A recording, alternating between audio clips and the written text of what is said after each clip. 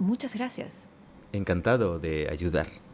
Hey, usted se me hace familiar. ¿No lo conozco de algún lugar? Quizás.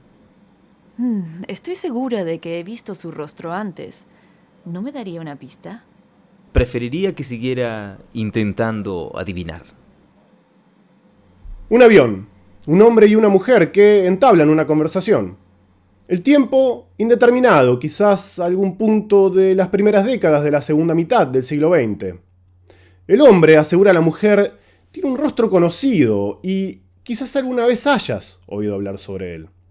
Su historia encierra el nacimiento de un medio y, si bien su punto de partida no está del todo claro, no hay duda de cuál es su destino final.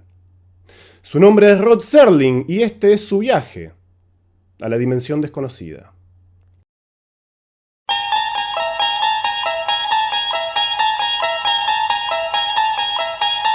You unlock this door with the key of imagination. Beyond it is another dimension. A dimension of sound. A dimension of sight. A dimension of mind. You're moving into a land of both shadow and substance, of things and ideas. You've just crossed over into the Twilight Zone.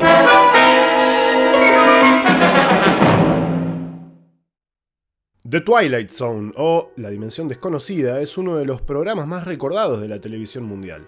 Tal es así que ha tenido varias remakes a lo largo de los años, tanto en televisión como en cine, y si bien algunas de esas versiones fueron buenas, ninguna logró jamás el encanto del original. Emitido originalmente entre 1959 y 1964, era una serie de antología que presentaba episodios completamente aislados entre sí, en los que a través de la fantasía, el terror y la ciencia ficción se hablaba sobre muchos de los miedos y problemas sociales de aquella época, así como de dilemas existenciales que asedian al ser humano desde su concepción, generalmente presentando finales que, mediante una vuelta de tuerca, dejaban al televidente pensando tiempo después de terminada la historia. Understand the procedure now? Just stop a few of their machines, and radios, and telephones, and lawnmowers. Throw them into darkness for a few hours, and then sit back and watch the pattern. And this pattern is always the same? With few variations. They pick the most dangerous enemy they can find, and it's themselves. All we need to do is sit back and watch. La serie era presentada por el propio Serling, que solía aparecer al principio y al final de cada episodio para reflexionar en torno a la historia del día. Any state, any entity, any ideology that fails to recognize the worth, the dignity, the rights of man, that state is obsolete. Por sus 156 episodios desfilaron conocidos rostros como el de William Shatner, Burgess Meredith, Julie Newmar, Robert Redford, Burt Reynolds y muchos más. Algunos episodios inolvidables incluyen To Serve Man o Para servir al hombre, en el que unos aliens benevolentes entran en contacto con la raza humana para que se nos termine revelando al final que en realidad planeaban comernos.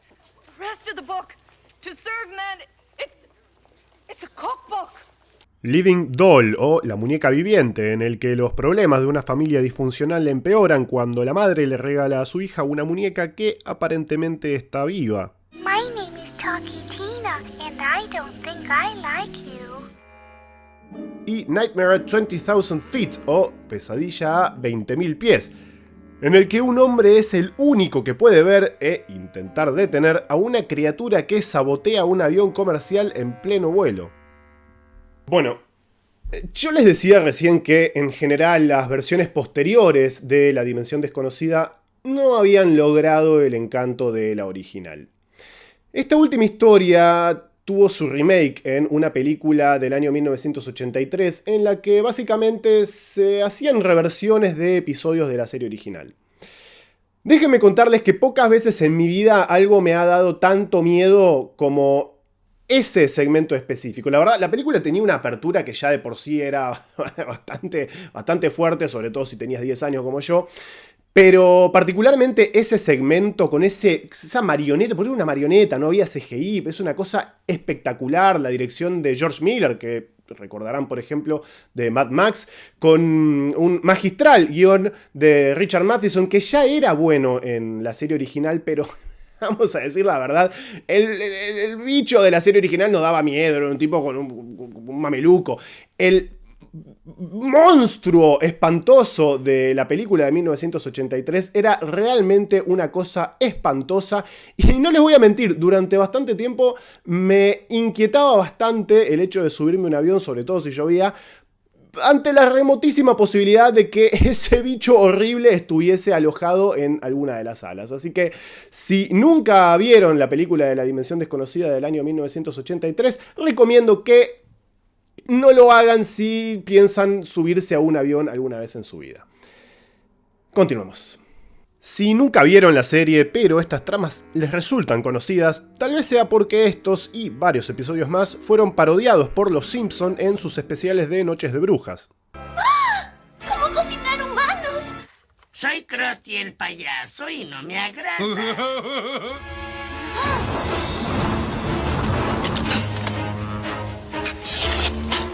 Bien, dejando de lado casos honrosos como el que mencionaba antes de la reversión de Pesadilla a 20.000 pies en la película de 1983, quizás el motivo por el que la franquicia nunca logró recapturar al 100% por lo menos la magia de la serie original es porque nunca volvió a contar con la presencia de Rod Serling, su creador.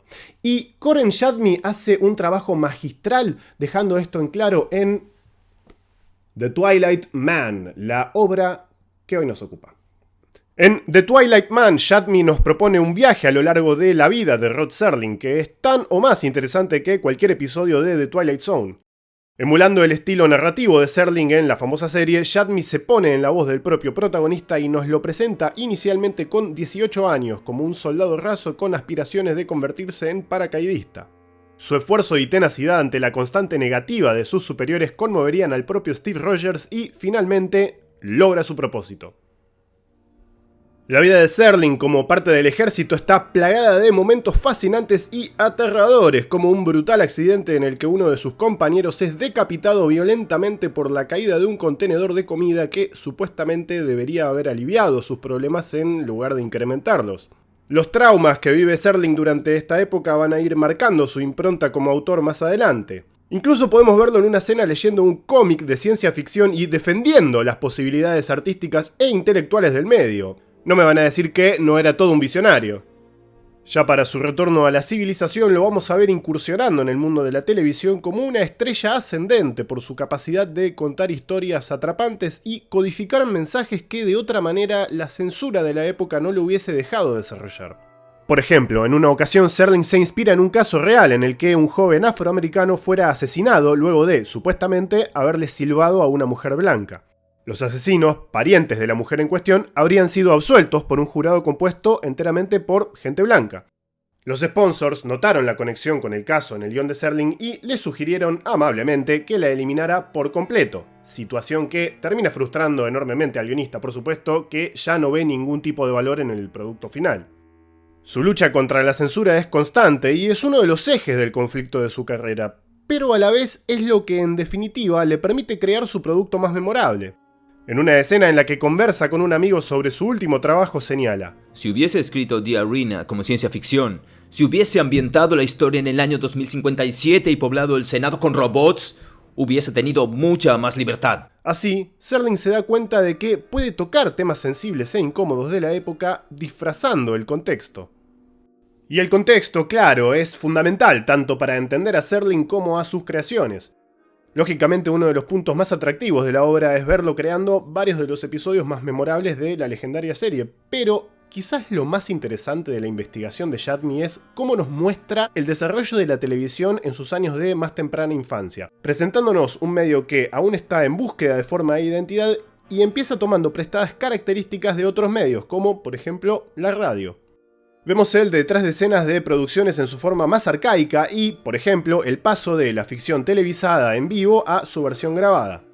La obra nos muestra, en definitiva, la creación de un medio y, en Rod Serling, a uno de sus más importantes arquitectos. Por supuesto, la vida de Serling sigue más allá de La Dimensión Desconocida y lo vemos creando otros productos posteriores como, por ejemplo, Night Gallery, otra serie de antología que, sí, también tuvo su parodia en Los Simpson, y en la que, datazo de trivia, a sus 20 años tuvo su debut como director nada más y nada menos que Steven Spielberg, en cuyo talento la actriz Joan Crawford no depositaba muchas esperanzas, aparentemente.